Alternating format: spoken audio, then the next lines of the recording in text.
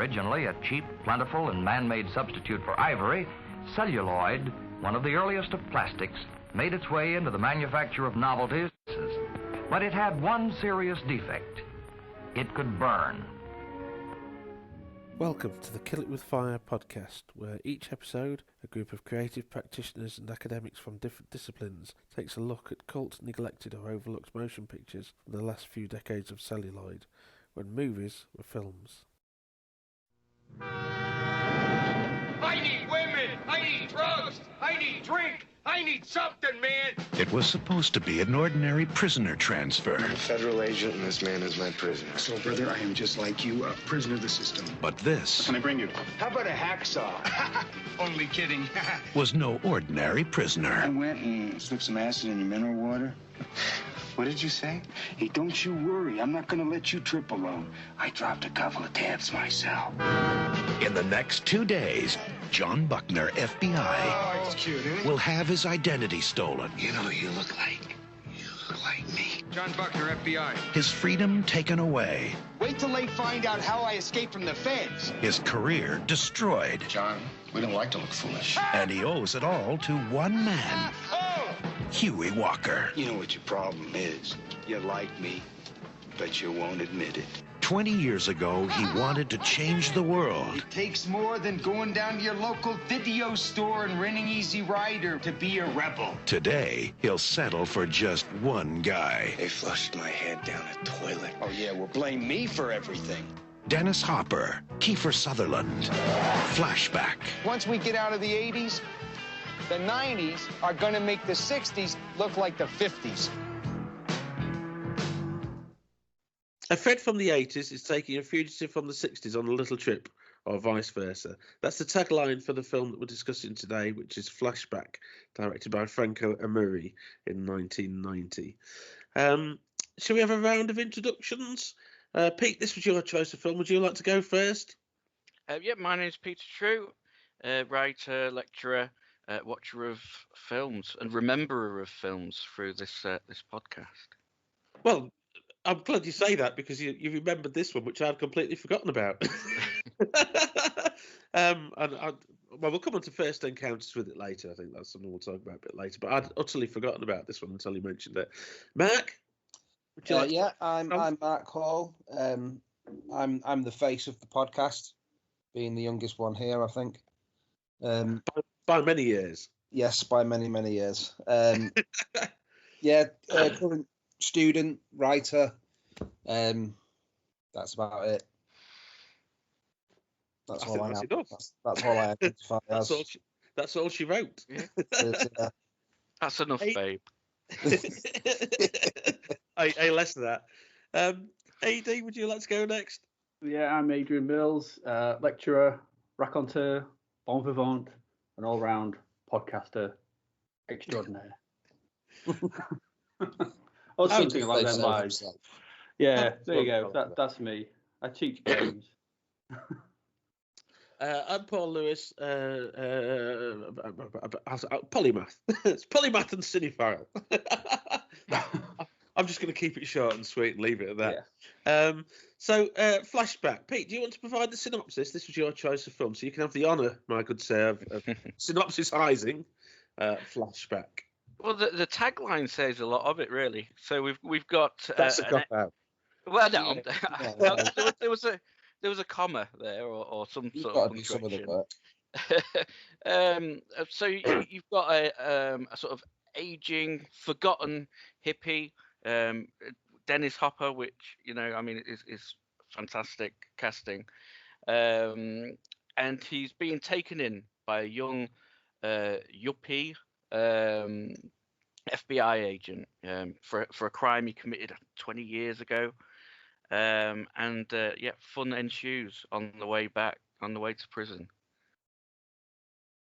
Events. Sorry?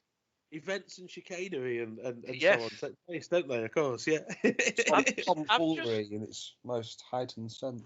Well, I was just thinking as I was saying that, it reminded me obviously of the Last Detail with Jack Nicholson, and it's a very different film, a very different version. But he visits. Spoilers. They get him to visit a prostitute, don't they? Yeah. And who plays? It's Randy Quaid, isn't it? Right. It just reminded. I thought, is it Carol Kane, the same person? But it's not, is it? It's a similar sort of quirky female sort of character actor, isn't it? I think. Yeah. I can't remember who plays that role in The Last Detail. I mean, I think the reference point for Flashback, The Last Detail, of course, is a valid reference point, but the most immediate reference point is probably Midnight Run, isn't it? I think the Charles Grodin and Robert De Niro picture where De Niro plays the bail bondsman. Just a little bit. Yeah. I mean, the other sort of reference point for this, I think, is there was a Cheech Marin and Eric Roberts film, wasn't there, where they play sort of hippie stoners that wake up, fall asleep in the 60s. I'm sorry, I have to interrupt you. It is Carol Kane. Is it Carol Kane? Yeah. Oh, there we go then. I like Carol Kane. I always like seeing her on the screen. I think she's just a sort of a nice presence. And as I say, I'd completely forgotten about this. And when I watched it and Carol Kane sort of appeared, I thought, oh, it's Carol Kane. How nice. Yeah. What a connection. It is.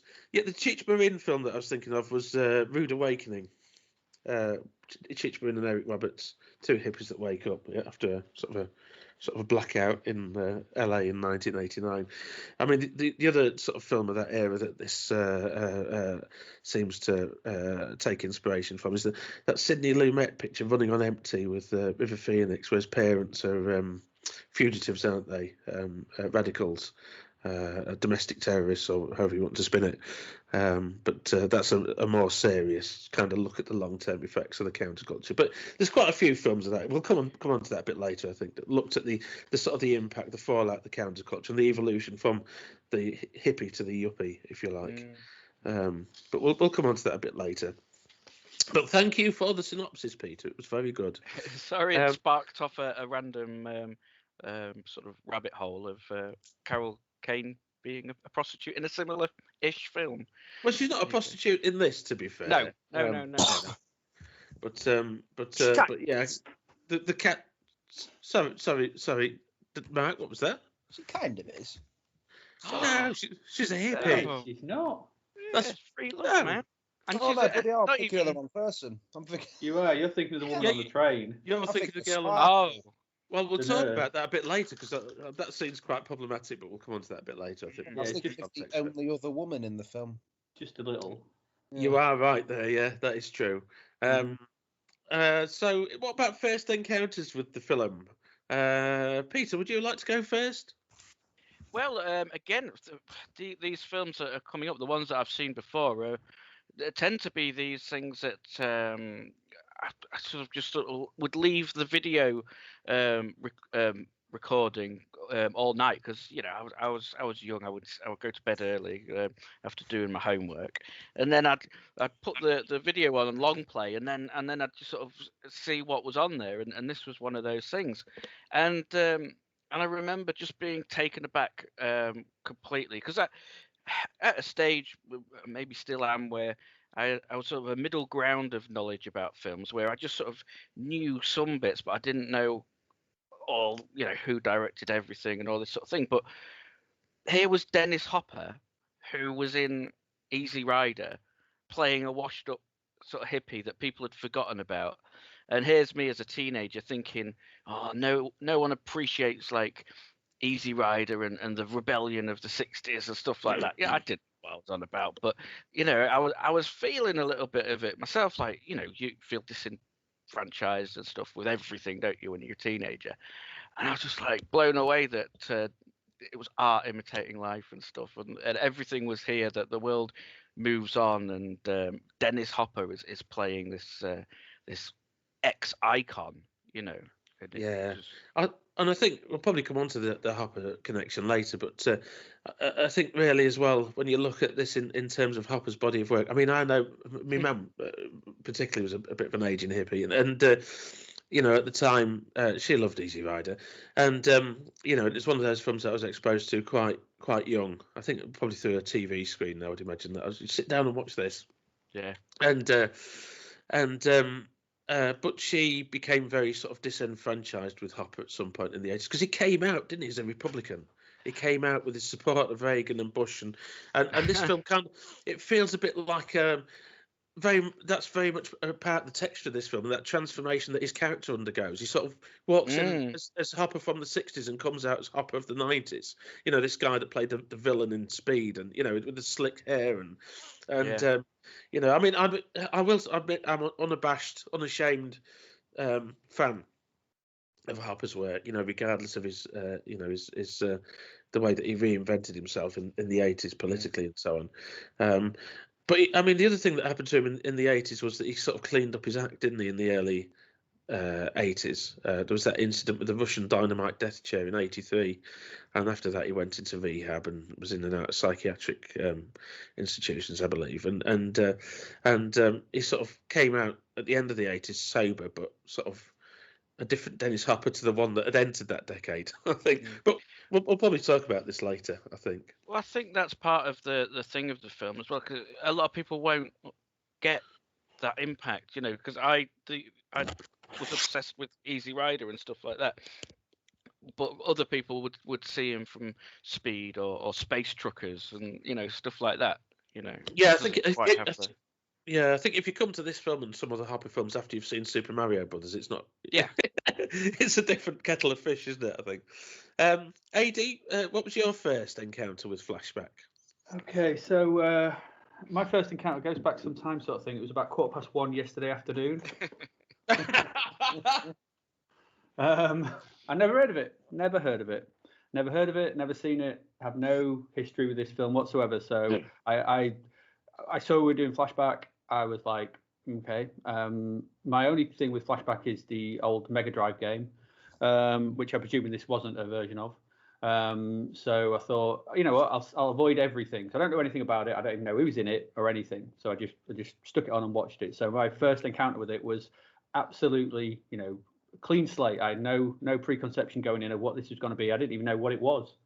So you know, I have no history with this whatsoever, sort of thing, and so just let it wash over me yesterday afternoon. So yeah, I don't really have much to add to this sort of historical view because I don't really have one, I'm afraid. That's fine, but Flashback video game, that's a flashback to me. Yeah. I'm having flashbacks to Flashback. That was a good game. Mark, Mark, your first encounter with Flashback? Well, I can go a little bit better than AD actually. Mine was 8 o'clock yesterday evening. Even more recent. very much more recent, yeah. Yeah, again, I'd not heard of it before. I think it's probably indicative of my young age that the first thing I thought when it started was, oh, it's Jack Bauer. Well, yes, yeah. I mean, that's a reference point. When you've seen 24 and you watch this afterwards, you think, he's a young FBI agent. Yeah. Jack Bauer's Adventures, the young Jack Bauer. The Jack Bauer Adventures, yeah. Yeah, like the Indiana Jones Chronicles or whatever, yeah. Well, 24 was the first thing I'd ever saw Keifer Sutherland in, so he'll only ever be Jack Bauer to me. Yeah, I think that role so defined. I mean, of course, Sutherland had done a lot before then. Oh, but yeah, that role's so different because he played it for so many years, didn't he? Oh, yeah. As well, that was the other thing. Ages. It was about 10 years. And yeah. It was so much of that era as well, I think. But no, so first time last night. I thought I did quite enjoy it though. To be fair, I think Huey Walker, obviously Hopper's character, he's now my spirit animal. not because I'm rebellious or I want freedom, but just because he's just a bit weird, isn't he? Yeah, yeah. Will you become a capitalist by the end of the podcast, Mark? Do you think? I hope so. Sacrifice all your values and become a money making machine. Well, you don't know. Well, because I don't have any values. Oh, well, I mean, spoilers towards the end, but he is making money, but at least he's buying the land, isn't he? That he's maybe going to go back to being a hip. I don't know. Tokenism. Maybe. Shut up. That's like Steve Jobs saying, "I'll plant some trees." Well, that would be quite impressive. Yeah, quite impressive for Steve Jobs now, I have to say. Yeah. That's true. I think if Steve Jobs said it now, I'd be scared more than anything. Yeah, absolutely. Yeah. They might grow some trees out of him. Well, yeah, this maybe is this is taking a dark turn. Hasn't it? Yeah. Humour.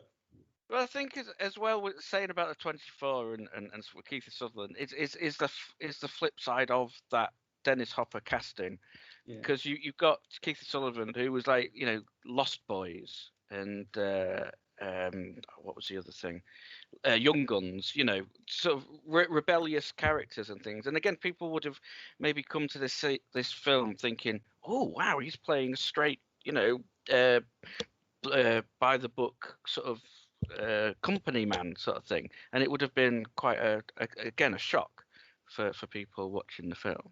Yeah, I mean, just before this, he'd played in Renegades, hadn't he? Where he played, was he an FBI agent in Renegades with Lou Diamond Phillips? I can't remember, but certainly he was some sort of lawman, wasn't he? I think. I think. But the, I mean, the scene where he sits and watches those home movies in the commune. And we realised that it's revealed that Sutherland was his real name is Free and is the child of hippies, and despite all his anti-hippie sentiments, and he sits and watches those home movies and cries and weeps, and I mean that's really touching. I mean up to that point the film's been sort of quite comic, hasn't it, broadly comic, and then all of a sudden you get this quite touching scene, and it's all about sort of the lost innocence, if you like, of that era, the counterculture era. But when you think about Sutherland and his parentage, and you think about his youth, you know, that's very much the kind of the role that he was in, wasn't it? His father, of course, was Donald Sutherland, and you know, such a countercultural icon, and you know, and I think he sort of went from place to place in his youth as well, didn't he? But anyway, my first encounters. Sorry, with the film. No, it's fine. Don't worry about it. It all flows naturally, doesn't it? It's good if it does. I was sure I'd seen this at the cinema. I was absolutely, when you mentioned it, and I went, Flashback, not Dennis Hopper when he's the hippie. And I was absolutely certain I'd seen this at the cinema, and I would have been probably about 12 or 13 or thereabouts. And but I counted them because I looked online, and I don't think it had a UK cinema release, and I must have seen it maybe a year or two later, either on video. Because it was released on VHS in the UK, and or possibly via a TV screening. But you know, for some reason, in my head, you know, when you mentioned it, I thought, well, you know, I thought I'd seen it at the cinema, but I can't have seen it in 30 years, I would say. Certainly, you know, it'd be the early 90s the last time I saw it. I've only seen it once, I think, before. But when I started watching it, it came back to me. It felt very familiar. So it must have stuck in my mind at the time. And I think probably because I you know, I was raised, you know, my mum sort of insisted I watch Easy Ride, and I'd watched quite a few Hopper films. You know, even at that point, I think by the time I would have seen this, I'd have watched Blue Velvet and Out of the Blue. I saw Out of the Blue, great film, Out of the Blue. I wrote about that when I did my master's degree about 20 years ago. But I saw Out of the Blue when it was shown on Channel 4 as part of the Red Triangle series. You know, Out of the Blue, where Hopper plays an aging hippie trucker who abuses his daughter, and at the end of the picture, she murders him, doesn't she? She commits murder-suicide. Really powerful film. But I'd seen a lot of Hopper pictures before I saw Flashback. I would have seen Flashback, so that's probably why it stuck in my memory so much. Because Hopper's so trading on that persona. You know, that screen persona of his, I think, in this picture. But in terms of contemporary reviews, did anybody dig up anything, you know, from the reviews at the time? Yeah, Ebert liked it. He did, yeah. Ebert liked it, but the other one, so he quite enjoyed what it was about, sort of thing. But I think the other ones, were a bit more like it starts okay, but then falls apart towards the end. Yeah, I mean, the ones I've read. Vincent Canby of the New York Times said about 30 minutes before it's over, Flashback begins to go to pieces like someone who has overdosed on carrot juice and organic marzipan. Nice little dig at the hippie movement there, I think, in that review. Yeah. You like that, Matt? Organic marzipan. I like Canby. That's going to be the name of my autobiography. Organic marzipan. Called carrot juice and organic marzipan. I like marzipan. I don't care if it's organic or not. Doesn't make any difference to me. I tend to agree, though. I did think the third act was a little bit not as good as the rest of the film. There's a lot of tonal shifts. I think that's fair to say, isn't it? Yeah, I think especially the whole train scene for me at the end, it became. I don't think I've ever used this phrase, but it came a bit of a brouhaha, didn't it? Just a bit. Well, I think. Out of place, a bit. I mean, one of the points I've got in my notes a bit later is the centrality of the trains. And how poetic that structure is, because it begins with that. Well, it doesn't begin, but early on in the film, there's the train journey in which John's taking Huey on the train. Of course, Huey's notoriety hinges on this incident in which, in 1968, where he allegedly decoupled the train carrying Spiro Agnew, who was then the vice president, and that was actually, he reveals to John that was something that was done by a drunken railroad engineer, I think, doesn't he say? Yeah. And Huey just takes the credit for it because he's sort of, it made him a dude, if you like. And then, of course, at the end of the picture, at the climax, rather than directly at the end, before the denouement, in the climax, he decouples the train with a carriage that he's on, which then explodes. Spoilers! Explodes in a spectacular fashion. Almost like a sort of, this is the end, the definitive end of the hippie thing, and that's the payoff after all those years, isn't it? So it begins on a train, it ends on a train in the climax. Yeah, I appreciate that, and I liked the sort of the callback nature of it. I just think they probably could have done it a bit, a bit less, maybe a bit less slapstick, maybe. Yeah. I think I suppose. With obviously you've got the two character shifts, haven't you, of Walker and Buckner, who have essentially sort of swapped characters, haven't they? They do, yes, yeah. And you've been with them along their journeys, and you're starting to really relate to them and feel for them, and then it all just descends into like a sort of Three Stooges kind of thing. And I was just going to say, looking at maybe looking at the director's other films, which isn't extensive, you think that he's done a film with a monkey, so it's all of a sudden it's like it starts to make sense that he might be making films that are a little bit more slapsticky and less serious. I can't believe it. He's done a film with a monkey. And also David Lowery, the guy who wrote it, sort of thing, would go on to write Money Train as well. So yeah. Snipes and Woody Harrelson on it. That guy loves trains. I don't know. I mean, just in terms of some of the other reviews, you mentioned Ebert, AD, and Ebert seemed quietly surprised with it in his review, I thought. And he says the phrase that he uses is, the film itself is a pleasant surprise, deeper and more original than the formula that the trailer seems to promise. I think that I would sort of agree with that. I think, it's quite the premise of it is quite formulaic.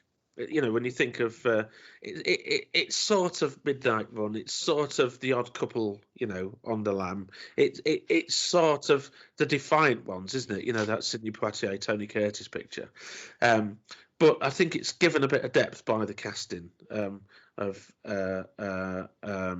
Hopper and Sutherland, particularly Hopper, I think, and Carol Kane, of course, when she comes in.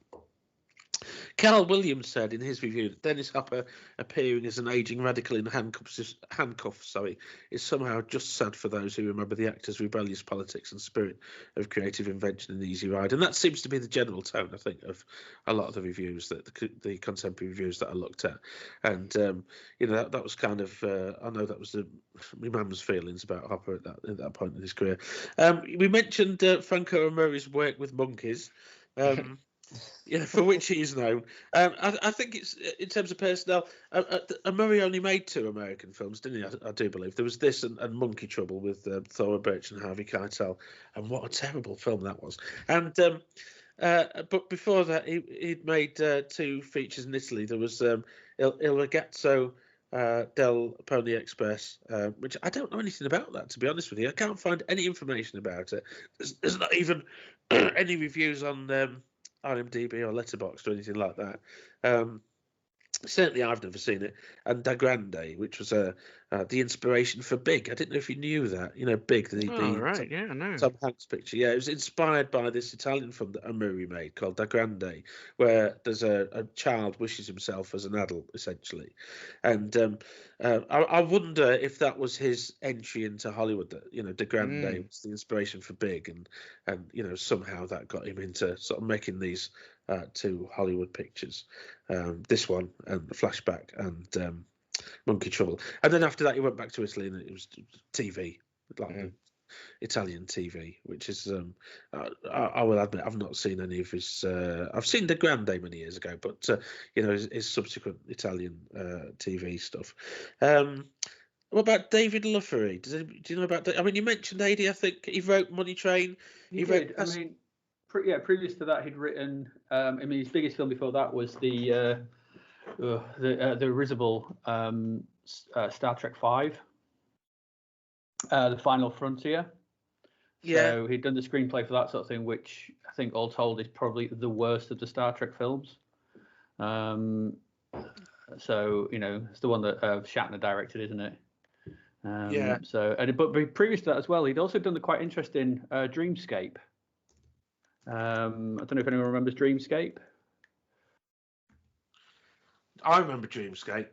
Yeah, it's just Dennis Quaid? Yeah, I was going to say Dennis Quaid. Yeah, Christopher Plummer, I think. Let me just have a quick look. Dennis Quaid, Christopher, Max von Sydow, and I'd kind of forgotten about this. I remember having seen Dreamscape when I was younger. I think it was one of those video films you kind of rented. But this plot sounds, you know, vaguely familiar. Experiment with the use of dream sharing technology and is given the inverse task of planting an idea into the mind of the US president. I'm thinking that Christopher Nolan might have seen this at a young age. Yeah, that's one of those pictures. When I saw Inception, I thought you can see Dreamscape bubbling away in it, I think. Yeah, I thought so. I'd completely forgotten about Dreamscape, but so Lowry had done those beforehand. Which and then he did Flashback. Then he went on to do sort of, you know, a couple of sort of high concept, I guess, action films with. He did the Three Musketeers again with Sutherland, didn't he? Yeah, he did. Yeah. And then he did Money Train and did a version of Tom and Hook, Huckleberry Finn, or Tom Sawyer. And then I don't know. I don't know much about him. I couldn't find much about him, sort of thing. But then there's a big old gap in his writing career, sort of thing, between 1995 and 2008. And he comes back in 2008 and writes the same film 5 times. Well, he wrote Lakeview Terrace, which was directed by Neil LaBute, the playwright, and I know LaBute's quite controversial. I've got a lot of time for LaBute. I've read quite a few of his plays. But he did Obsessed, Penthouse North, The Intruder, and Fatale, which all seem to focus around sort of, you know, home intrusion, neighbours, you know, people, you know, trying to sort of, you know, someone being stalked or obsessed by, you know, another character. They seem very, very similar when I looked at them and kind of from what I remember of them. And I was wondering whether there was something in his, you know, in his personal life between 1995 and 2008 where something happened.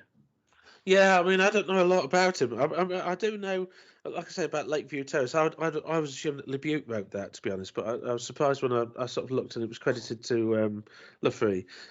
Penthouse North is an interesting one, and I reviewed the British Blu-ray release of that about when it came out about 6 or 7 years ago, about 2014, I think it was, and I called it in my review of that a modest triumph, largely a throwback to a more simple era of thrillers with a familiar narrative that's fleshed out with some interesting thematic content.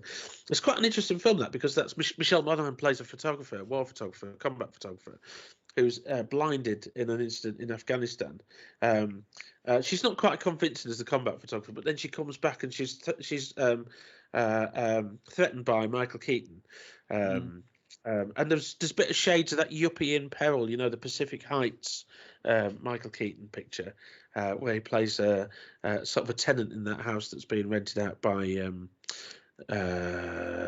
Matthew Modine and When Harry Met Sally. Meg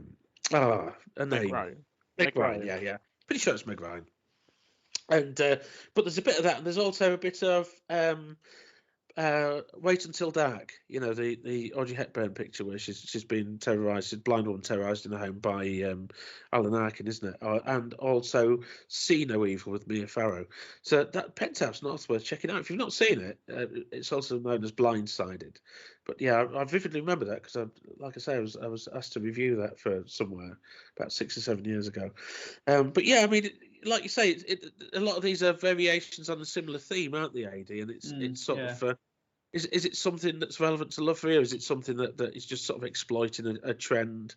But they're well written. I mean, Lakeview Terrace. I know it's a hot button film designed to provoke sort of debate, and certainly I'm not going to get on board necessarily with it ideologically, but it's a damn well written film, and Penthouse North is as well. And I think this is, but I think the problem that I have with Flashback, perhaps to some extent, is that the dialogue's not always convincing. Do you know what I mean? It's a little bit it's a little bit too on the nose. It's a little bit too clunky. But anyway, maybe we'll come on to that a bit later.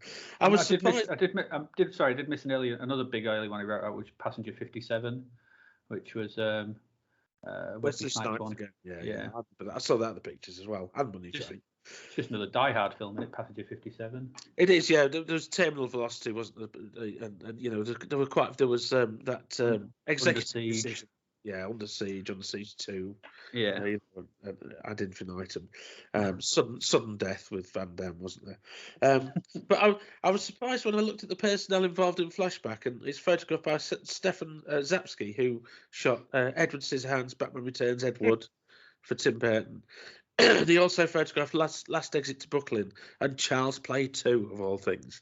I was a bit surprised at that, that this was photographed by him, because it is a nicely shot picture, I think, this one. I mean, we talked about Sutherland. You mentioned, I think, Pete, Sutherland's prior work with Lost Boys and Young Guns. Vividly for me, I remember Sutherland from that era at close range. That picture with Sean Penn and Christopher Walken, isn't it? Sort of a neo-noir. Sutherland, a year before this, had been touted to play Robin in Tim Burton's Batman. Another Tim Burton connection. But that character was written out of the final script. Probably, given what Joel Schumacher did about 10 years later, that was for the best, really. I don't think I could picture Sutherland as Robin. I think I can. To be honest, honest, but back then when he's that younger version, I think coming off the back of Lost Boys and stuff. Yeah. I can see him in that era. As I think probably maybe because you see Sutherland as Jack Bauer. Seeing him as Robin is a bit of a step, isn't it? I've seen obviously some of his earlier work and when he's been young, but no matter how young he is, in whatever I see him, he always looks like a 40-year-old man to me. Well, this was my kind of issue with Hopper. I think when I saw this was that Hopper always looked like Hopper when he was about 50. That was kind of my sort of vision of. So when I watched Easy Rider as a youth, I sort of thought, oh, this is that guy that's the older bloke with a. By the end of the 80s, he'd taken on that appearance that he has at the end of this film, hadn't he? With the short legs. And don't forget as well, he was. You could see him as well because from when he was in Stand By Me as Ace Merrill. Yeah. Kind of that you can see that the sort of rebel I could quite see him as Robin actually. I think I could. In those films. I suppose it depends on the Robin, doesn't it? Because it does. Yeah, there's different Robins. Yeah. Is it? If I couldn't see him as a Dick Grayson Robin, but no. Possibly as a Jason Todd Robin. Exactly. Yeah. Because he's got that sort of angry little streak about him, hasn't he? So I could see him as a Jason Todd Robin, but then there's too many Robins, to be fair. There's too many Robins for the bush. A Robin Cull. Robin's Nest. Well, one of them was killed, wasn't he? I think. But anyway, we're getting a bit of something away from that. That was Jason Todd. Yeah. Death in the Family, wasn't it? Yeah. But then they brought him back to life. A year prior to Flashback, Sutherland had been in Renegades, which was Jack Shoulder, who made The Hidden, AD, you'll remember The Hidden, won't you? I do remember The Hidden. Yes, Yeah, that's that Carl McLachlan one, is it? That's a damn good film. That's a damn good film. But Renegades, I'm quite fond of, with Lou Diamond Phillips, and that was one of the ones that I was thinking about sort of suggesting that for an episode later on. But he plays an undercover cop in that, and he sort of makes an alliance with a Native American to sort of hunt down some bad guys that have stolen a Native American sort of tribal lands. And so, yeah, he's that undercover cop character. He's on his way to becoming Jack Bauer, I think, at that point. And Flashback's another step on that. In 1990, it was I think Flatliners was 1990, wasn't it? I saw that in the pictures. Yes. Yeah. And Young Guns too. And I think it's hard for you young'uns, Mark, to remember or to sort of visualise how big Young Guns 2 was at the time. Do you remember that, AD? I do. It had full-on Jon Bon Jovi soundtrack. Yeah, going out in a blaze of glory. John's joined the podcast. How great! Oh, hi, John. How you doing? Nice of you to join us this morning. Dead or alive. Terms with Bon Jovi. Yes. No, he's been with me, Mark. I invited him over. Yeah. I said, John, would you like to come out just for 5 seconds and sing Blaze of Glory? If I were ever to meet Jon Bon Jovi, I'd refer to him as Senor Bon Jovi, just out of respect. Go straight to calling him John. He's nodding. He likes that, Mark. Is it Mr. Bon Jovi or is it Mr. Jovi? that's Bon Mr. Jovi? Is it Mr. Jovi or Mr. Bon Jovi? It's Mr. Bon Jovi, Bill. There you go. There's your. Oh, he's got a high voice, hasn't he? He's just been singing. Well, yeah, but it's not like he does it for 2 hours a night, is it? A hit from 32 years ago. I don't think he does currently at the moment, to be honest with you. I saw Bon Jovi year before last. Yeah, that was the year before last, but not last year. Yeah, but he's just had a year off, hasn't he? We're getting a bit off topic, aren't we? But there was a big film of Young Guns too, wasn't it? It was a massive film, yeah, 1990, yeah. Flatliners was as well. I mean, I remember, a lot of friends sort of, Flatliners, Flatliners.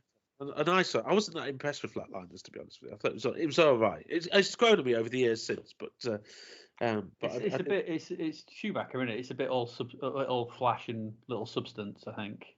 Did you say Chewbacca, Aidan? Schumacher, isn't it? Joel Schumacher. Joel Schumacher. Yeah, Chewbacca. Yeah, Chewbacca directed it. His films are rubbish. What's that? Dialogue's no good. You want more feeling? Did Michael Chewbacca won quite a few Formula One titles, didn't he? I think we're broken. Right. I think this is what's known as corpsing, isn't it? Right, straight face. Get Bon Jovi to take over if you can. Joel Schumacher, I believe, directed Flatliners, didn't he? As far as he did indeed. Yeah. Yeah. So, and I think like a lot of his films, there's a lot of it's all a lot of surface, but not much depth. Yeah, I mean, the Flatliners. He strove. I mean, you've got a few years later, Falling Down. He sort of strove to add a bit of depth to that. Yeah, I don't know how who ruined Batman though. Yes, he is. With the nipples. It's the credit card that annoys me. More than the nipples. Well, yeah. Well, yeah, I suppose the nipples were bad, but that credit card line is the worst thing to happen to cinema. I think it was Val Kilmer that ruined it for me. I didn't like him as a Batman. Never closes his mouth. How weird's that? That's because he's actually part fish. So he breathes through his mouth. Yes. Where's this going anyway? Jon Bon Jovi, Mr. Bon Jovi. Can we talk about Dennis Hopper now? I was just going. Can we just finish off with Jack Bauer? Before we get to Jack Bauer sort of thing, he does actually all this talk of Keifer Sutherland. We've kind of overlooked my favourite film of his, which is Dark City, which I think we are going to look at some point. Oh yes, indeed, yeah, Dark City. But he's in Dark City, and he plays a very different kind of character. He's almost unrecognisable in that as to what his normal, in his normal role sort of thing. He's really good in that. So I'm not going to say so much of that because I think we are going to do that at some point, aren't we, Dark City? Yeah, I'd like to do Dark City at some point. Yeah. It's just, I think it's deciding which cut you look at with Dark City, but.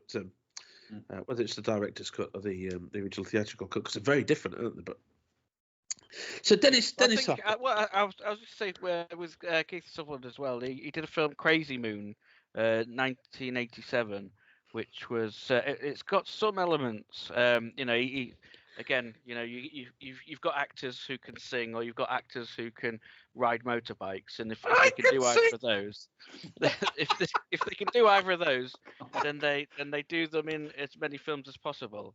And Crazy Moon, he gets on a motorbike at some point. I walk these streets. I'll only see the street on bareback. Someone mute him. Shut up, John.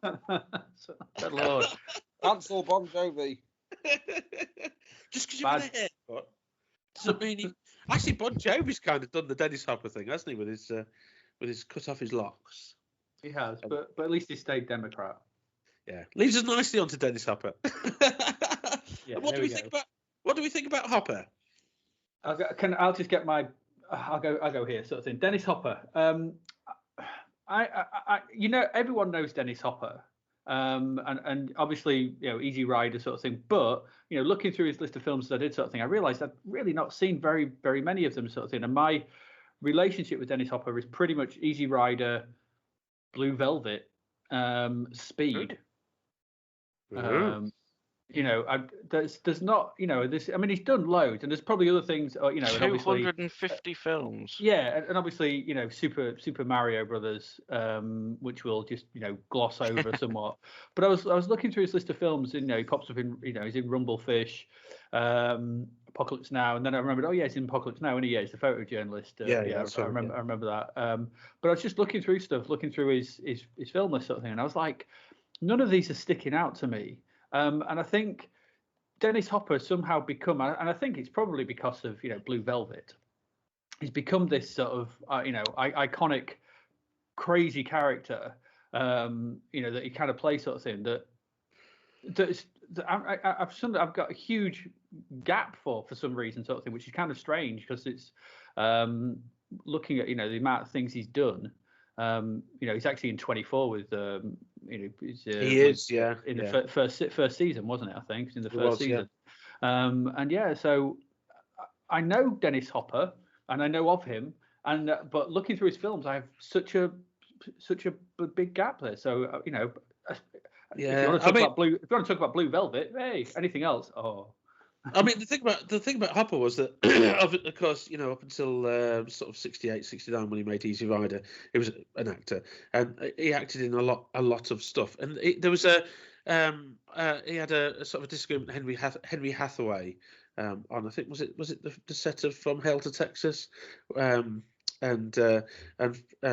Hathaway sort of said, "You'll never work in this town again," because Hopper had been a friend of James Dean's, and Hathaway made him shoot a scene. I think it'd take 80 takes, and Hopper sort of had this.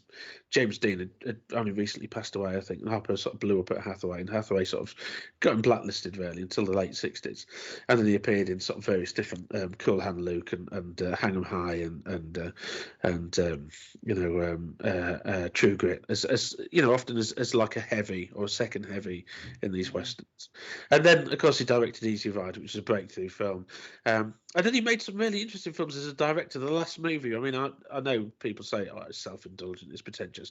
I really like the last movie. I think it's finally had its due, because it's sort of sat in obscurity for years until about a year or two ago, and then finally it's been released on home video, DVD and Blu-ray.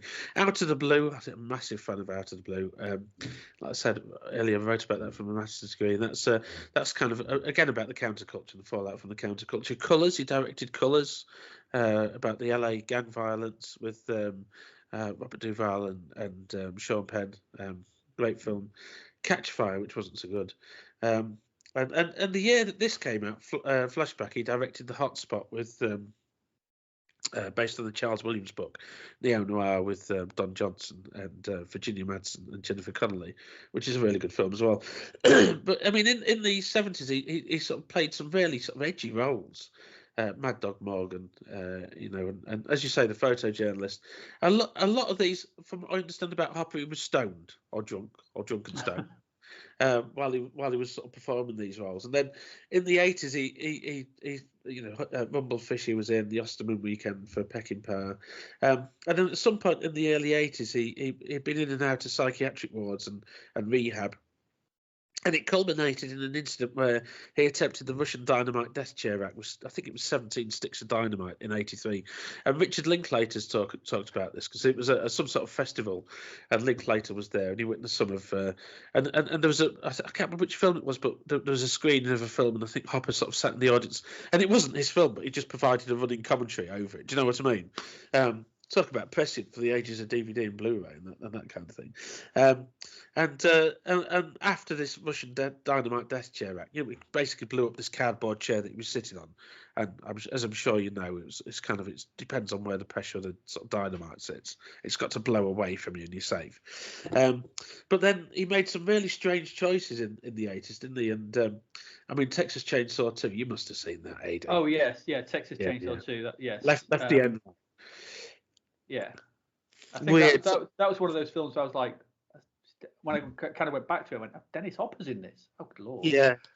And then he sort of came out as a Republican really in that era. And there was a few films where he made he appeared as sort of aging hippies that were almost like a way of exercising his countercultural sort of associations.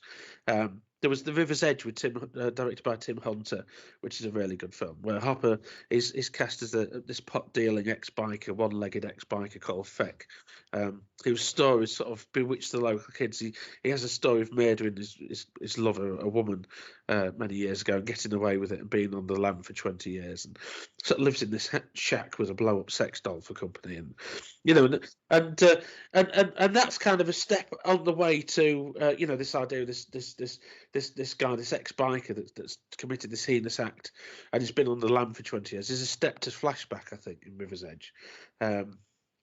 But I think what you see with his role as Huey here is this duality of the character, which cashes in on Hopper's Easy Rider persona, but also looking forwards to his more slick roles in things like Speed.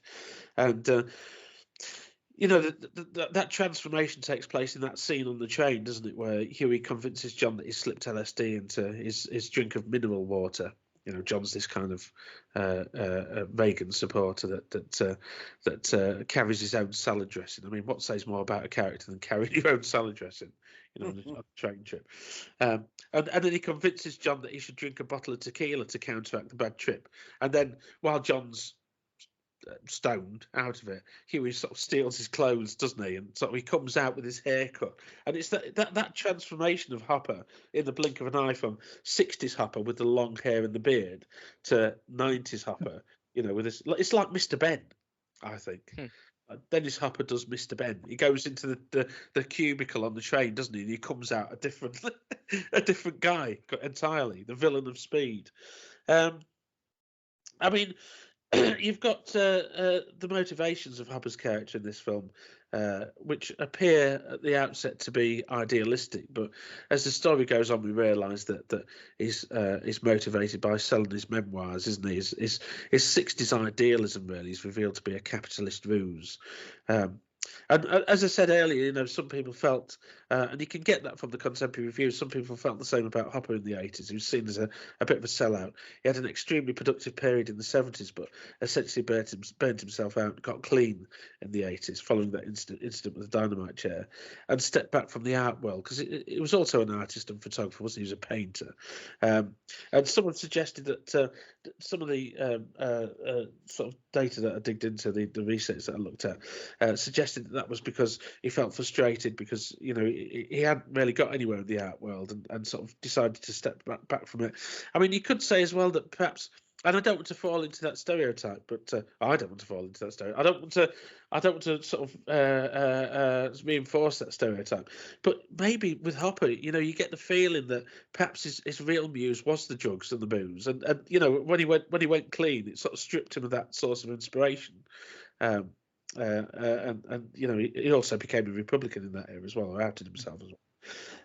And Hal Hinton, the critic, suggested, in quoting here, Hopper plays Huey as a cartoon version of himself.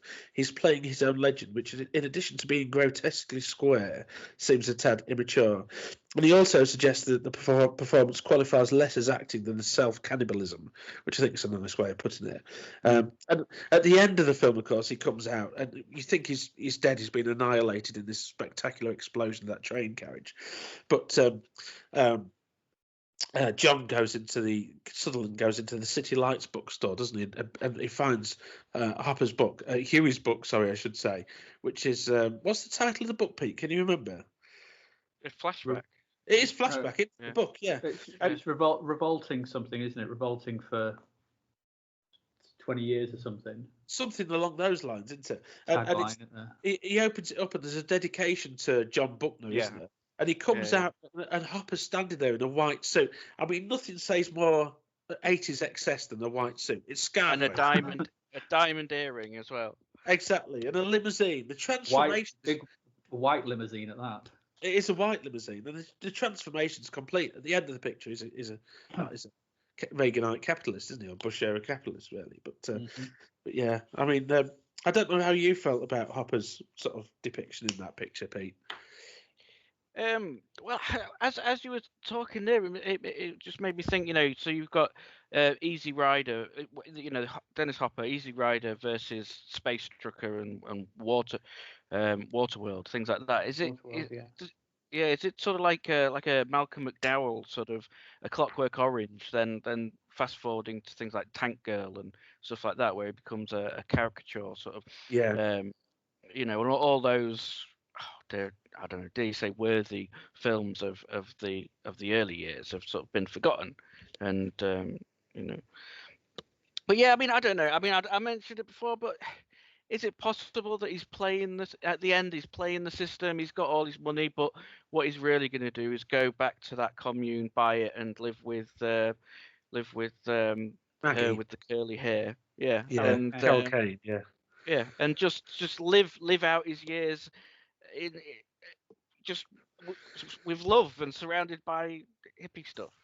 Yeah, maybe. I think that resolution, that final scene, you can sort of add your own end to Huey's story, And he says something like rebellion's a young man's game or something. He does, yeah. I mean, this is the quote that I've got. I was going to say at the end of the podcast, but he says, rebellion's a young man's game, and John says, I'll do my best. And Huey says, well, we're counting on you, because when we get out of the 80s, the 90s are going to make the 60s look like the 50s, which is I mean, for about 5 minutes, I was trying to work that through in my head. I was like, what? Hang on, what? What were the 50s like? Why would the 80s look? What, 8?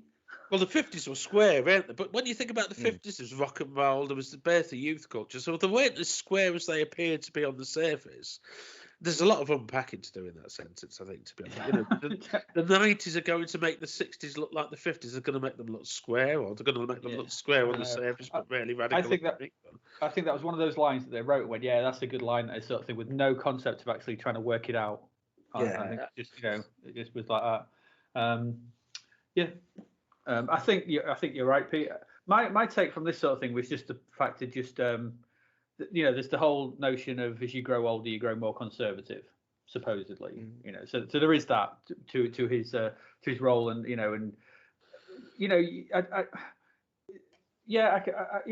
when I first started watching this film, sort of thing, because I knew nothing about it, I was actually thinking, have I missed a sequel to Easy Rider? Is this because I'm like, hang on a minute, is he playing this character? He did something in '97. He did something 20 years ago, and I was like, have they done something here, sort of thing, or what's gone on? And when I first started watching it, his character was quite interesting when he sort of starts, and it was this buddy movie, and I thought, okay, we're into Midnight Run territory. But yeah, Hopper's character in it, sort of thing. Is he going to go and buy that farm back at the end? Probably. But he's in a big white limo with a white suit.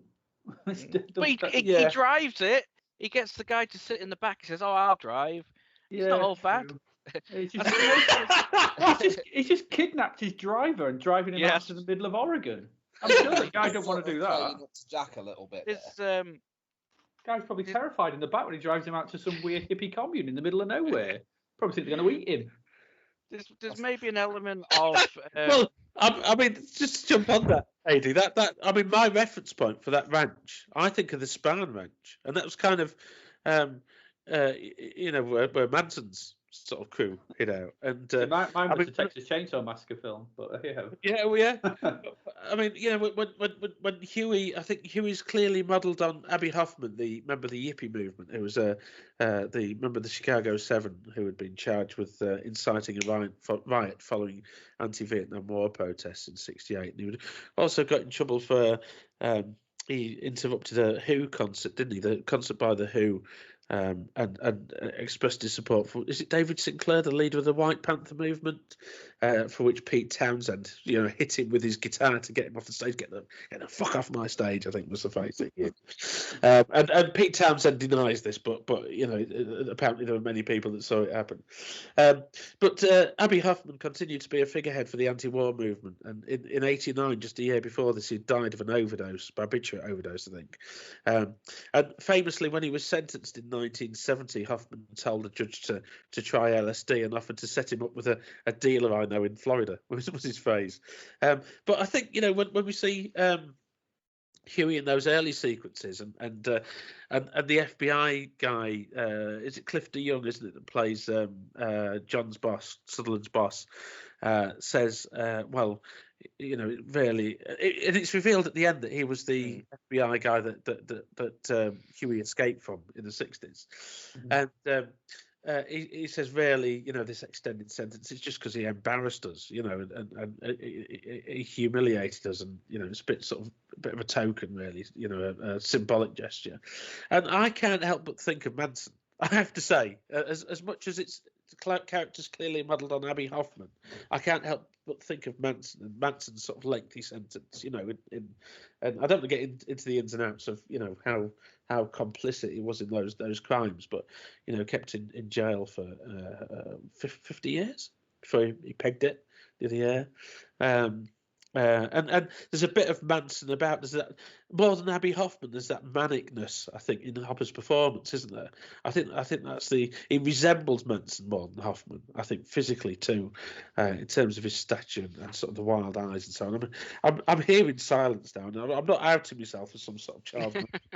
It just reminds me, and my reference point as a kid growing up in the '80s was for sort of the counterculture and hippie communes and stuff. Wasn't hippie communes? It was the Spahn Ranch. That was what I'd heard about, and because that was the end. That was the death of it, wasn't it? That was the death of that sort of counterculture. And when people said about people living on communes in the '60s and stuff, my mind always went to Manson.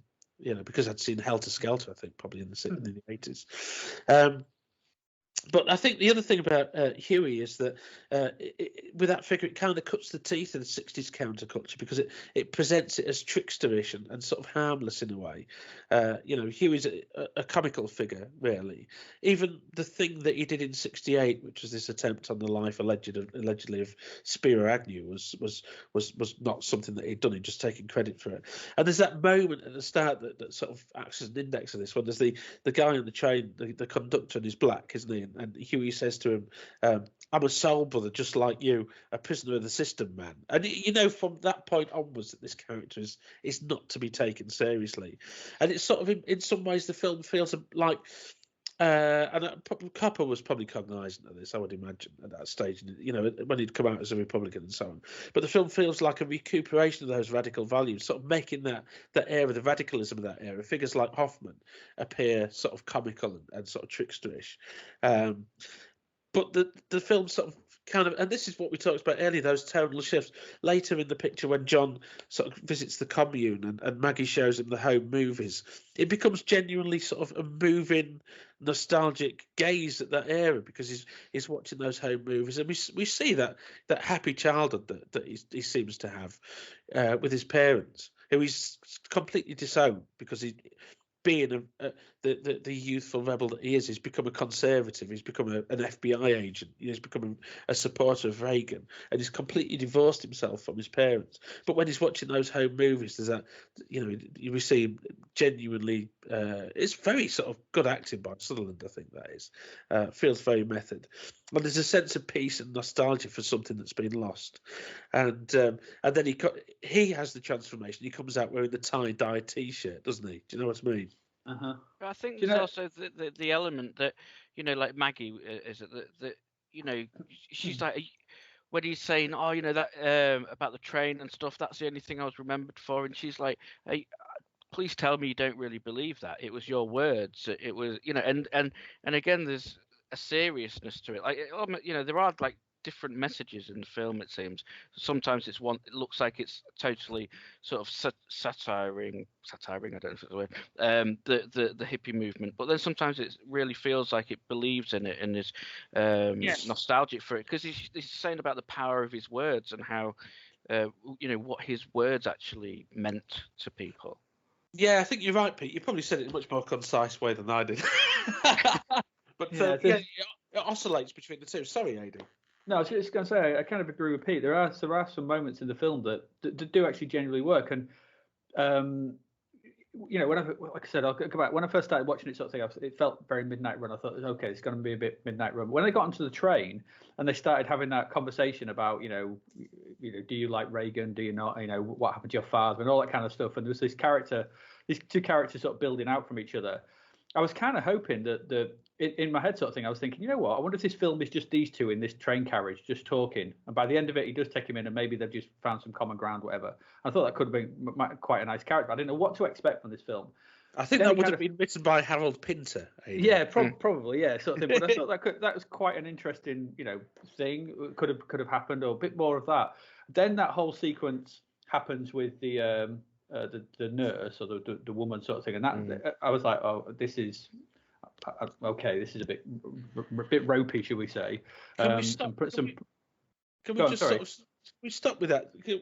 Come back to what you're saying, Adi. Sorry, I don't mean to interrupt you too much, but that scene sort of disturbs me a bit with the nurse. Very, very much so, sort of thing. It's terrible, sort of thing, because like I won't charge very much for your friend. It's like, oh, this is all kinds of wrong. There's a bad representation of women in it, I think.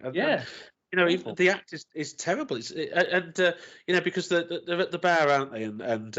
And Hugh is convinced John that the only way to get out of this bad trip is by hammering back this tequila. So John's there hammering the tequila back, and he says to the woman, she says, "Oh, I'm a nurse," doesn't she? Or words to that effect. And well, can you tell him that drinking tequila is the best way to counteract a bad LSD trip? And she, oh yeah, it is, yeah.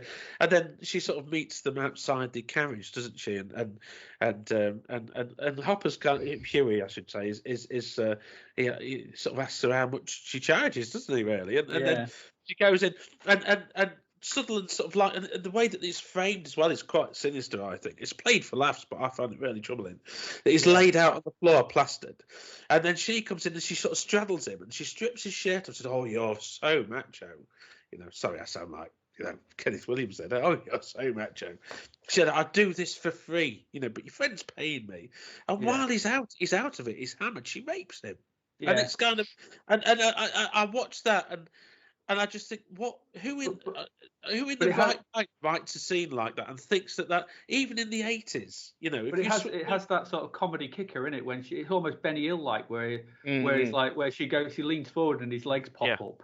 And it's kind of this. What it reminded me, and I know it reminded me of, and I sort of like almost sort of French farce. In fact, it reminded me quite continental sort of that kind of. You'd see it in the sort of French films or Italian films, that kind of attitude towards sex and sort of almost farcical nature of a quite horrible act. And I've seen that in quite you see that on the continent sort of thing in those kind of sort of foreign films, and that's what that felt like. I don't know whether that was the director sort of thinking this was okay. From his Italian background sort of thing, maybe there's that was part of it. But from a Hollywood film sort of thing. But you are right. She just does. He's completely. He's completely zonked out. So. If you switch the gender roles around and you've got a female character somebody slips her or gets her drunk and then some guy comes in and rapes her in a train carriage, it's disgusting, really. And as much as I liked so many elements of the film, I found that scene really upset me, I have to say. Yeah, I'm glad I'm not the only one. I was slightly triggered by it, to use the part. One of my special effects students last year did a dissertation on this, didn't they? Yes. The depiction of male rape or sexual assault in film and how it's soft trivialized. Films like Get Hard, or even Deliverance. Well, the fact that Deliverance is then parodied in things like The Simpsons and things like that, you know. So yeah, you know. Yeah. It's a bit. I think it's a big issue there. I think, but yeah, I mean that scene sort of it feels so out of place, and I had to sort of mention it. I think so. I do apologise. I do. I knew we were going to talk about it, sort of thing. I just didn't know when we were going to talk about it. It's fine to bring it up now. I mean that's cool, sort of thing. Where was I anyway? Oh yeah, the type of film. Where were we, sort of thing? So it would have been quite interesting if it had just stayed on the train, but then it becomes quite formulaic, and then it does have this weird middle section with those two, you know, Michael McKean and. Well, I kind of like that. I have to say that Richard Monsieur and Michael McKean, isn't it? And you know, they're two corporate lawyers. I think they claim themselves to be, don't they? And Hopper. I own Easy Rider. That's right. You can't. The problem with those sort of thing was again that it was the tone. The tone's all over the shop. Because you've got this, like I said, you have this bit in the bar sort of thing, which is quite, you know, you don't know, and then they kidnap him, and it's all a bit of fun sort of thing. But then you have the scene in the prison sort of thing with the, you know, Sutherland getting beaten up, and it being okay. And then there's the, you know, the whole notion of suddenly the congressman who's an evil congressman and will kill them all sort of thing. It's like this totally just shifted. You know, they go to the bridge and, you know, they're going to kill him, and it feels. It sort of borders on farce with you know, with, like I said, and I don't know whether that's the continental influence, I don't know whether that's the Italian influence and sort of thing, with it sort of that kind of humour, you know, and I'm not sure sort of thing, but I just found it kind of all over the place. And then when it does drop into something quite interesting, the only interesting bit that I'm going to come out sort of thing. I found the film okay. It was a bit of a mess, I thought. The only scene I liked sort of thing was the scene on the you know, on the ranch, on the sort of hippie commune, but sort of thing. And it's the scene, like you said, sort of thing, where he's watching the home movies, which I think was very affecting and I think was really good. Even though it did remind me of the similar scene in National Lampoon's Christmas Vacation, when he's up in the attic. And I think that kind of scene, you know, the main character watching themselves as a child sort of thing, and how happy they were, that, you know, how innocent they were, and what have they lost, you know, going forward is you know, is a bit of a cliche, but I think this does actually manage to sidestep it somewhat, and actually does work quite well. And you know, I thought that was okay sort of thing. But then, you know, then it segs back into the sequence on the train, and I absolutely hated that sequence where she drives the bus and they get the bus and then they're all stood outside the bus listening to his speech. And Richard Monsieur and Michael McKean. And the old women are like crying, going, his words are so true. It's like I thought this has become like a parody of what was actually quite affecting a moment ago.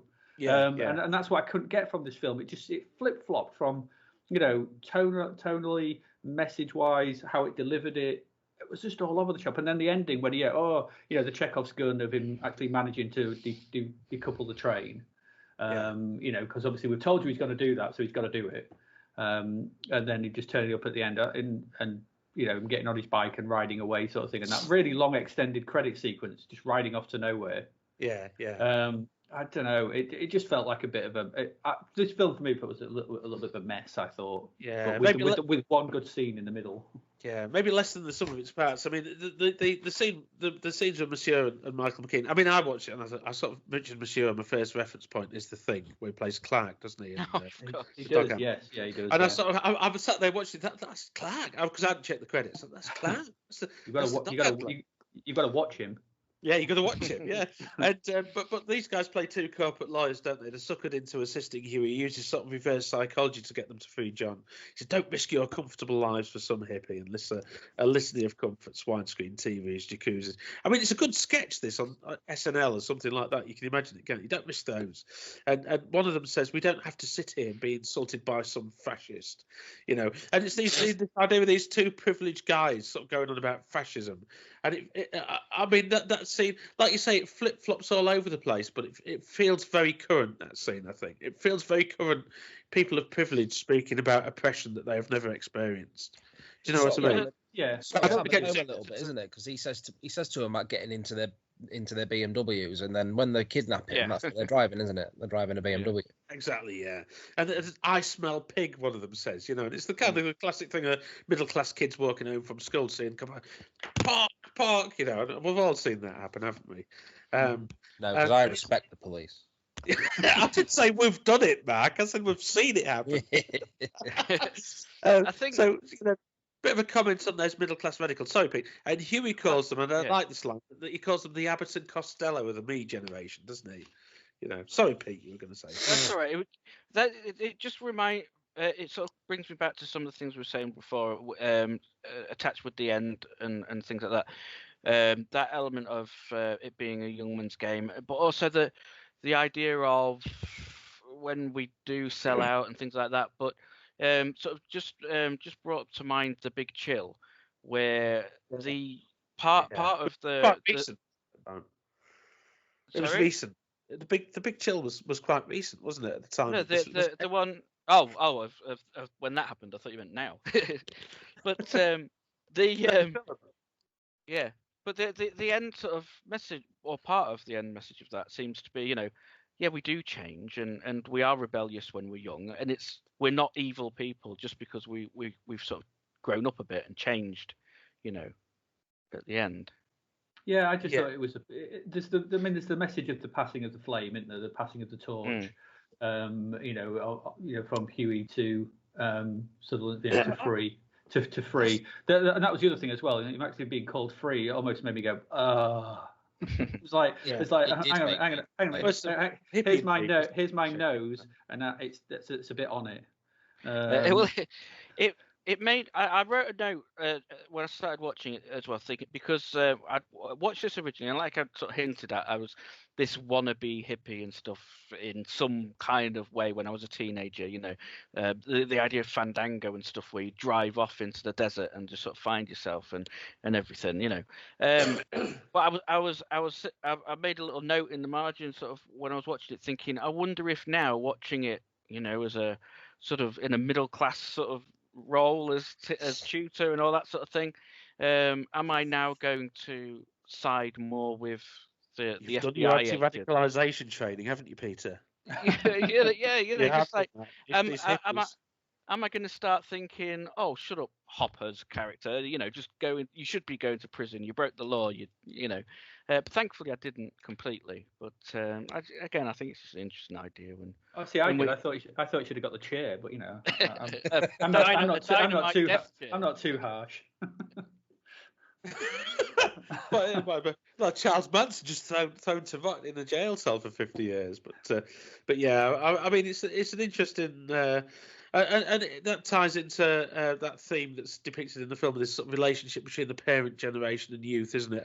And that Jon Sutherland's character thinks he's being rebellious by. And there's that line that Huey says that some kids go and run away and join the circus, don't they? But Jon went off and ran away and joined the FBI. And Jon says at one point, he says, I thought I was being a rebel, or I was being a rebel. That was. I thought I was a rebel by sort of running away from his hippie parents and joining the FBI. He says, I didn't want to be different. I wanted to be the same. You know, I think that relationship between the parent, you know, if you've got a radical parent generation, and if you say the premise of this is that young people want to rebel against the parents, then how do the children of a radical parent generation rebel? They rebel by becoming more conservative, don't they? Yeah, they become Ned Flanders. They become Ned Flanders, or they become a tight-assed FBI agent that wanders around with his salad dressing in his pocket. And I sort of, I know it's a weird connection to make, but in my head when I saw that scene with the salad dressing, I couldn't help but connect it to that scene in.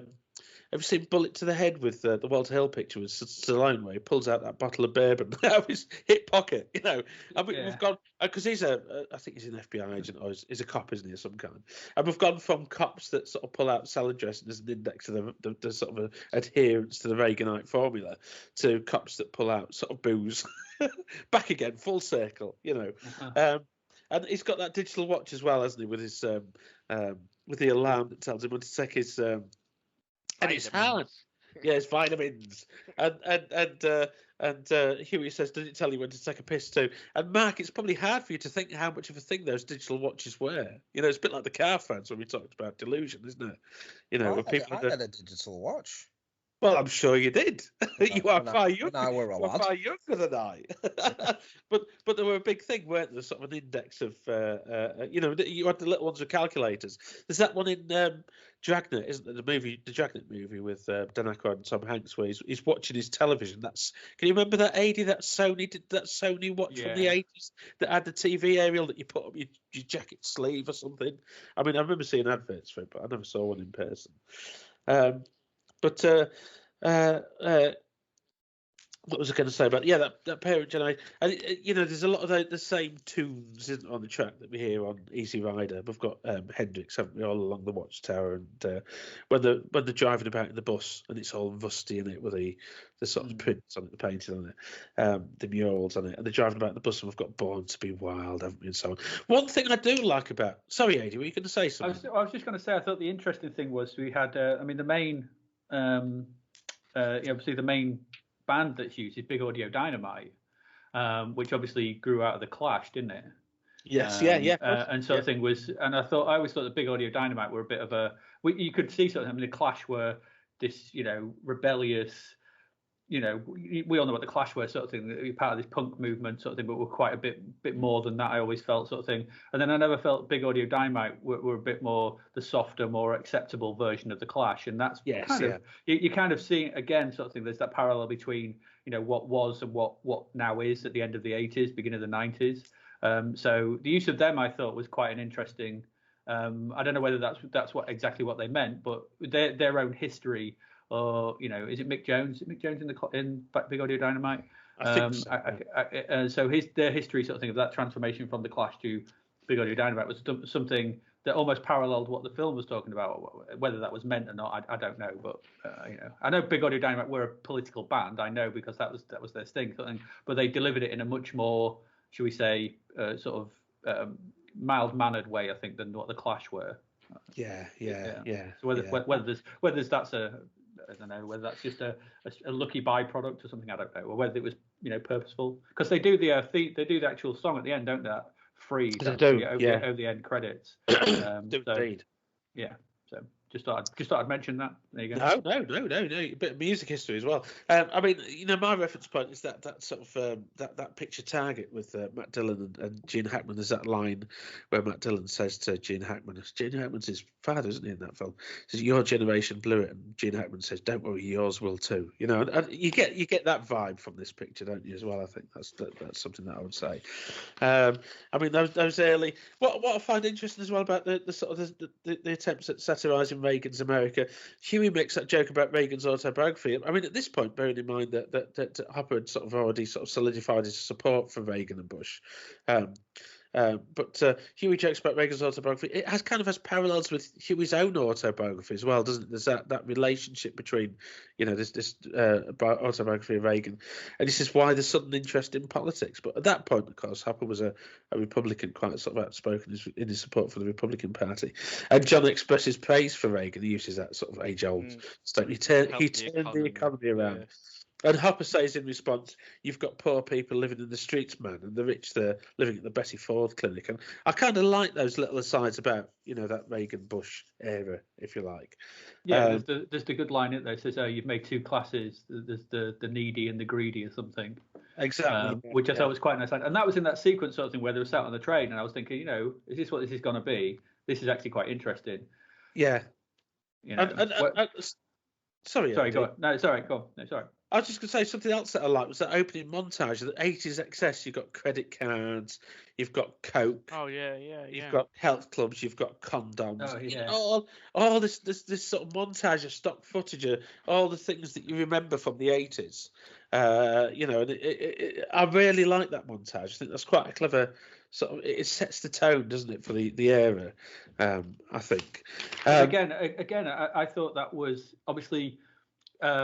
You know, with this being an Italian director, is that an Italian's view of America? So It feels like this is similar to sort of, I mean, I could say come from games, but similar to games like your Grand Theft Auto sort of thing, which have this British view of America sort of thing. This is the thing. This is the things that America is about. All right, well, and that montage is similar to that, I think. But. Well, this is, I mean, that probably strikes home for me because, Paul Verhoeven, and obviously PhD on Paul Verhoeven, but, Paul Verhoeven's American films, and those are very much a Dutchman's view of American society. Do you know what I mean? And I think that's what probably struck me about those early sequences of the film. It's like an outsider offering quite a sort of a clinical view of America. I mean, you said about the shifts in tone as well, and when John is placed in the custody of Rand Hightower, the Cliff de Young character, who's running for Congress on the Republican ticket, isn't he?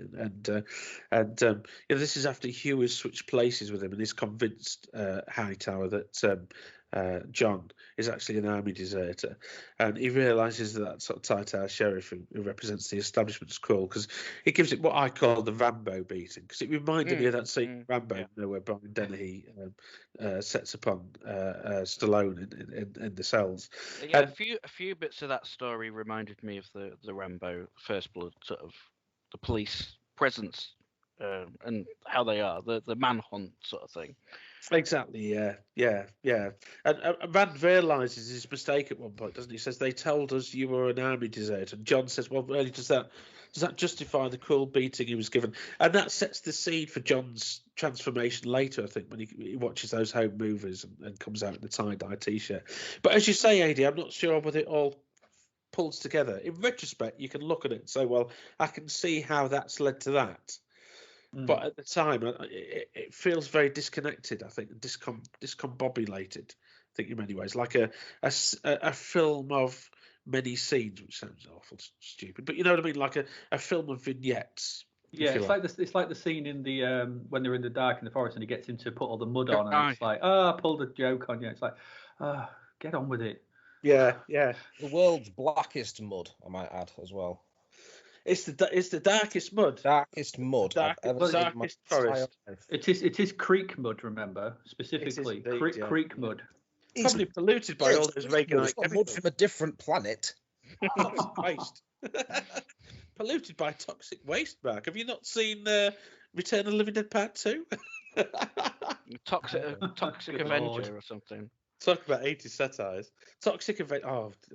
During that scene, I honestly thought, I was honestly thinking to myself, how haven't cancel culture come for this film yet? Yeah, because he does make him sing Swanee. Or he says now sing Swanee or something. Mammy, isn't it? Mammy. Yeah. Just the jazz singer, isn't he? Yeah. I mean, there's that soul brother line, isn't there, early on the train as well, which, it's sort of, you look at it and you think, oh. But that's meant to signify how out of touch Huey is, I think, at that point, isn't it? When he says that soul brother line. We're meant to sort of laugh at him at that point. So, well, clearly this guy claims to be right on, but he's clearly not. Which goes back to what I was saying about the film undermining the validity of the sort of counterculture movements, I think, in many ways. You're talking about him being out of touch. There's when we were talking earlier about the scene in the bar with the two lawyers, when he's talking to him about Huey Walker, and then and he realises that he's angry that no one knows who he is. Yeah, the myth that he's got in his head is different to how other people interpret it. There's that encounter with Richard Monsieur and Michael McKean, isn't there, where they their interpretation of those events are different. And then when he meets Maggie as well, and Maggie's sort of part of that counterculture.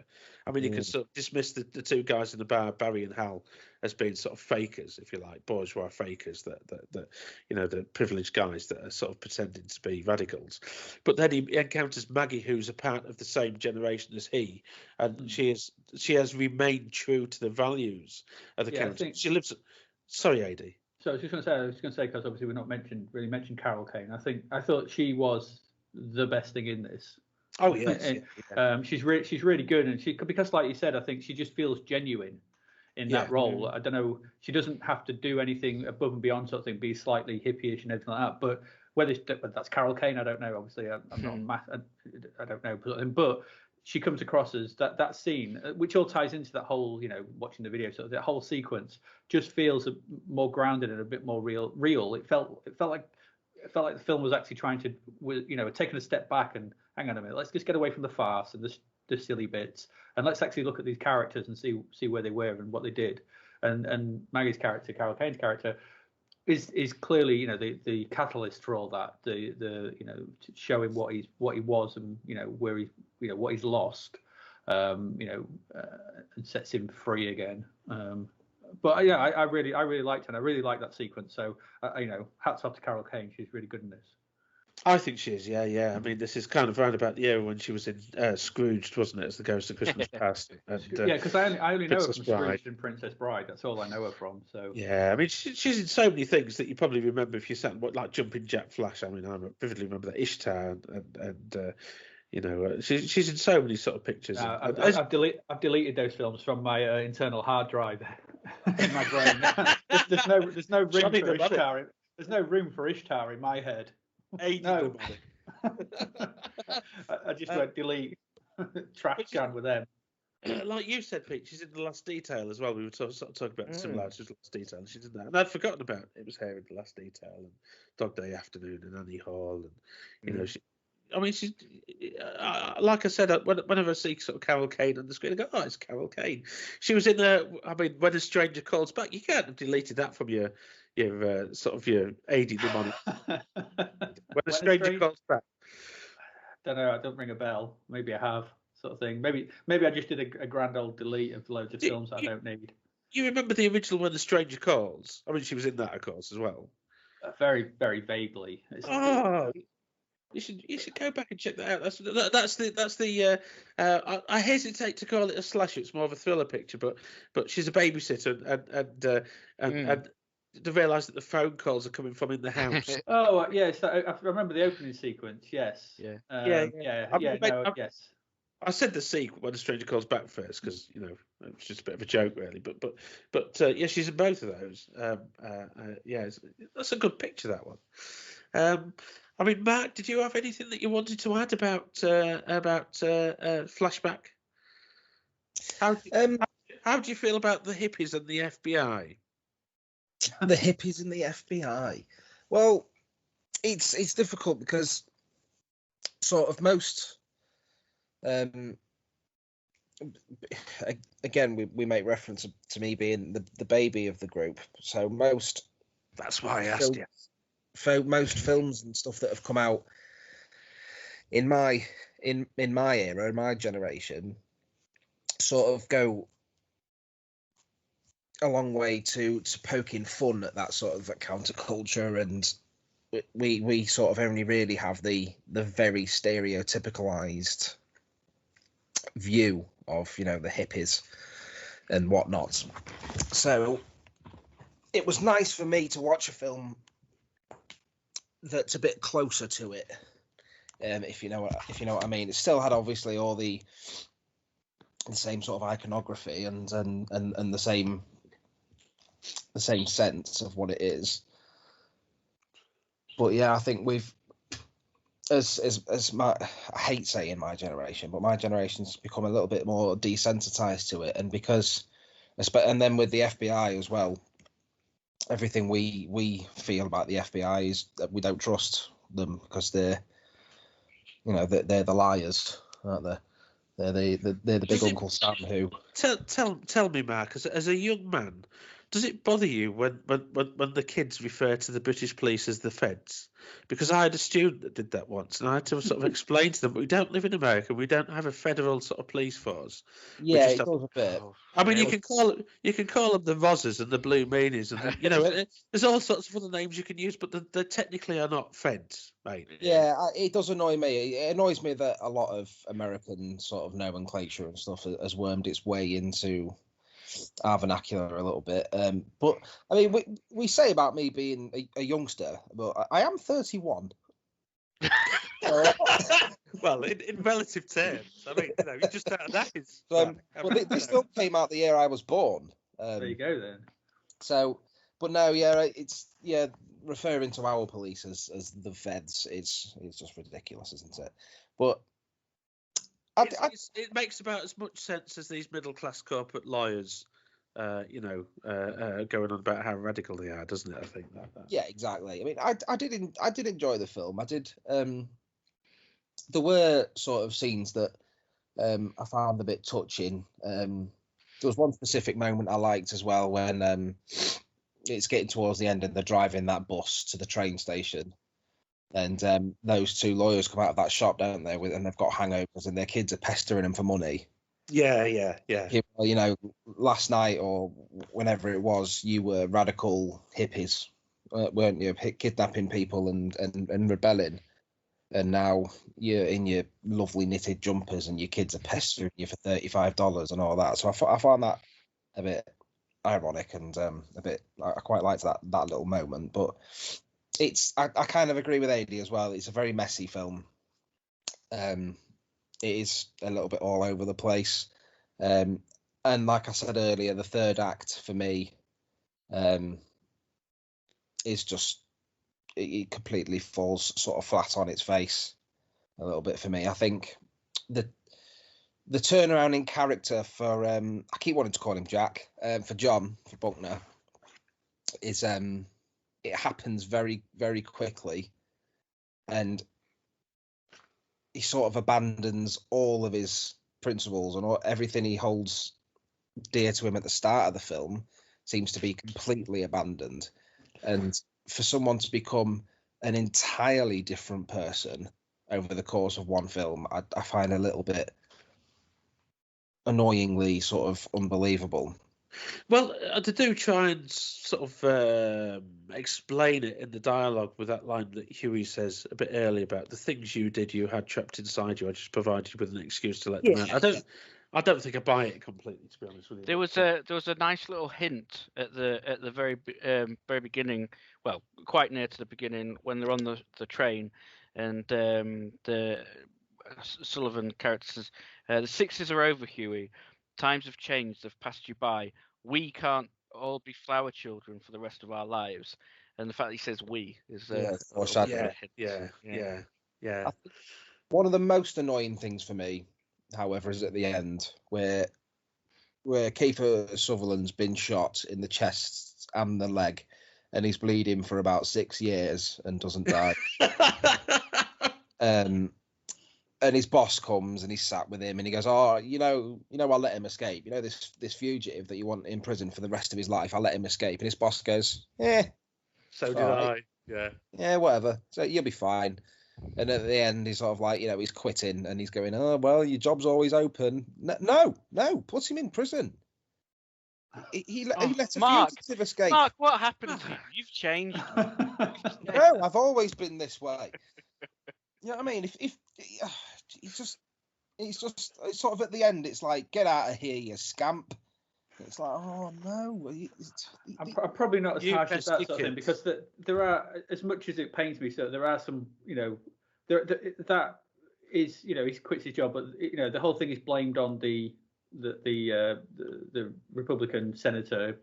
I can't remember his name now. So the guy, he's blamed on Hightower for his stuff. Yeah, well, it's because he shoots he tries to do it all sort of thing, and it comes out where he does sort of thing, and then it's all blamed on. Don't forget sort of thing. They pin most of it on the dead character. Huey's supposed to be dead now, so it's quite. They can just sweep it under the thingy, which probably makes more. I'm looking at this from a. I don't know why I'm looking at it like this sort of thing, but from the point of view of the FBI sort of thing, if they don't have to blame it on one of their own, they're probably going to, aren't they? Yeah. And so I get what you're saying, sort of thing. It is, but it's that, like you said, it's that tonal shift. It's just all over the shop.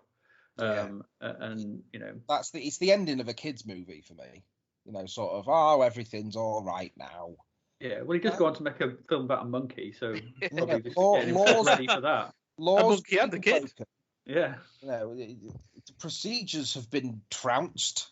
People should be reprimanded. And rides away to the sunset. I could hear the jackboots already. I can smell pig. I won't be told what to do by a fascist, Mark. Take your fascist words. You've triggered me. This is my safe. First they came for my farcical films, and I did nothing. I don't know. And he doesn't wear a helmet when he's on his motorbike, and that annoys me as well. Yeah, I thought that as well. That annoyed me too. Really. What do you mean he doesn't have to? You'll be banning drinking next. Hey, don't Bring get back me started. prohibition. Right? You can cut this out, Paul. But I've bought an MX-5. I'm not going to. Anytime you say this, Pete, I'm not going to. I'm 41, so I've bought an MX-5 and I've bought an aftermarket steering wheel for it that's like wood and metal and stuff. And then I find out that it's illegal to put it in because it won't pass its MOT because it hasn't got an airbag. Craziness. I could drive my car without an airbag if I want to. What do you think about that, John? I think it's rather strange. Why doesn't he have to wear a helmet? You don't in Well, America. Jon Bon Jovi.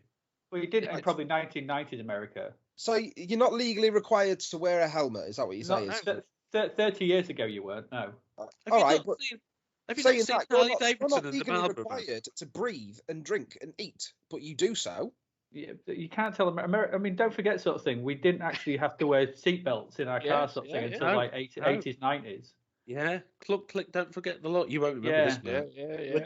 I mean, I remember an instant, Have Mark. to do something. I was in my dad's car when I was a young. You could drive drunk back in the 80s. No one cared. It was an absolute madness free for all. But I remember an instant. I was playing with. You couldn't. But I was playing with my X-wing in my dad's car, which isn't a euphemism. And we went. That's dark. Yeah, as long as it wasn't your TIE fighter. I mean, we went round. Or your Death Star. If X-wing is a euphemism for that, you need to go to the doctor. He's got his Wookiee out again. It's Schumacher. Straight face. But we went round Nuns Corner, and the door popped open. You know, this was a sort of 70s era, late 70s era Ford Cortina. The door just popped open, and I went sliding. My X-wing went sliding out the door. Me being a kid, 6 or 7 years old or whatever it was, I sort of slid across to get my X-wing, and I just headed towards the road as the car was in motion. No seatbelts, and my dad obviously didn't have a seatbelt on. I remember him leaning around and sort of getting hold of me by the scruff of me shirt, by sort of my belt or something like that, and just dragging me back into the car. And that's what cars were like then. That's what cars were like. But Jon Bon Jovi does say, Pete, that if you do, if you put that wheel in sort of thing, it's possible that you may go out in a blaze of glory. Yeah, but it's my life. Is that Jon Bon Jovi? It is. MX-5 of glory. That's true. Yeah. I mean, as a fallout round about that area, you'll remember this, AD. The clunk, click, don't forget the law stickers. Yeah, exactly. Yeah. When it became required to wear a seatbelt in the front of a car, and my dad had one of those stuck on his head, and it had Jimmy Savile on it, didn't it? He was the face of the road safety campaign for wearing your seatbelt in the front of a car. Jimmy Savile. Clunk, click every trip. Exactly. Yeah. Even on the shortest trip. So when you're looking at America sort of thing, we have a bit more laissez-faire attitude to they didn't have road safety. No, they didn't. No, sort of thing. Him not wearing a helmet and riding off his bike was. I was like, I did have a moment go, oh, he should be wearing a helmet, but I could. Yeah, it wasn't. It just wasn't the thing back then. I can't remember when helmets actually became mandatory. I don't know if they are in America. People do, mainly because of the fly. Look how well it's turned out. Well, maybe they need respectable celebrities of the stature of Jimmy Savile to remind them of the need to wear seatbelts and helmets and that kind of thing. What would be the American equivalent? Kevin Spacey. They all mysteriously die in prison.